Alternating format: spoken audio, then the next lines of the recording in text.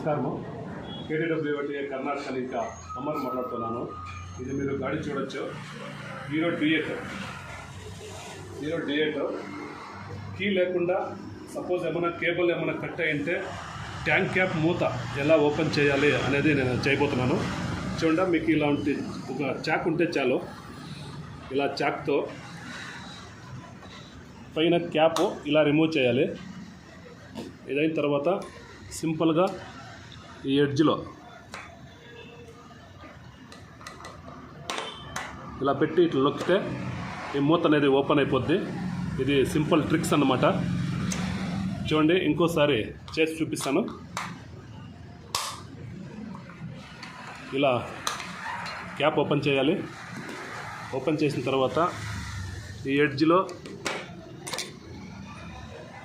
ఇలా నొక్కితే ఇలా మూత అనేది ఓపెన్ అవుతుంది. ఇది ఒక సింపుల్ ట్రిక్స్. నమస్కారం.